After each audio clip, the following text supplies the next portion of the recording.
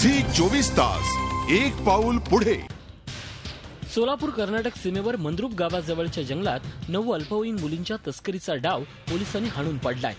नोकरीचा आमिष दाखवून बांगलादेशातून आणलेल्या या 9 मुलींची विक्री करण्यात येत होती। पुण्याच्या रेस्क्यू फाउंडेशनला याबाबत माहिती मिळाल्यानंतर त्यांनी पोलिसांकडे धाव घेतली। त्यानंतर पोलिसांनी सापळा रचून या अल्पवयीन मुलींची सुटका केली। चांगल्या रोजगाराचा आमिष दाखवून या मुलींना बांगलादेशातून भारतात आणलं जातं। विशेष म्हणजे केवळ 40,000 रुपयांना एका मुलीची खरेदी केली जाते आणि सीमावर्ती भागात 2 ते 3 लाखांना यांची विक्री होते। या मुलींचा देहविक्रीसाठी वापर केला जातो। जर या मुलींनी विरोध केला तर त्यांच्यावर अमानुष अत्याचार केले जातात। ये लड़की जो है 14 साल की है और ये लड़की बांग्लादेश की रहने वाली है और बांग्लादेश से एक आदमी बोल करके एक आदमी है, तो उनको बताया गारमेंट्स में मतलब इंडिया में मतलब काम देंगे और मार्केट में मतलब कपड़ा का दुकान में है तो काम मिलेगा और इधर ज्यादा पैसा मिलेगा तुमको, तो सोच के वो लड़की उनके साथ में आ गया। सोलापूरच्या ग्रामीण पोलिसांनी या प्रकरणी 7 जणांना अटक केली आहे।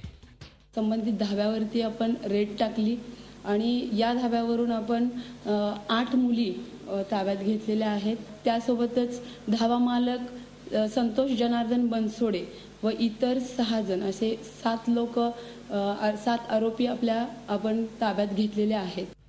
एकूणच सीमावर्ती भागात पोलिसांनी सतत चौकस राहणं गरजेचं असताना पुण्याच्या एका सामाजिक संस्थेला छापा टाकून मुलींची सुटका करावी लागते हे मात्र न कळण्याजोगं आहे।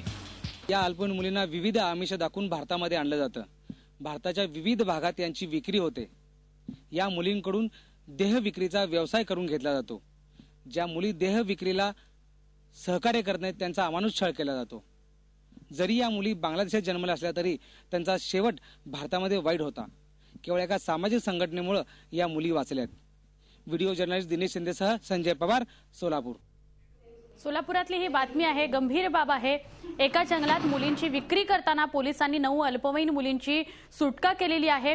पुण्याच्या रेस्क्यू फाउंडेशनने या तस्करीचा शोध लावला आणि पोलिसांच्या मदतीने या 9 मुलींची सुटका केलेली आहे। एक मुलगी 1 लाख रुपयाला विकली जात होती आणि जर त्यांनी नकार दिला देह विक्रीला तर त्यांचा अमानुष छळ केला जात होता। झी 24 तास एक पाऊल पुढे।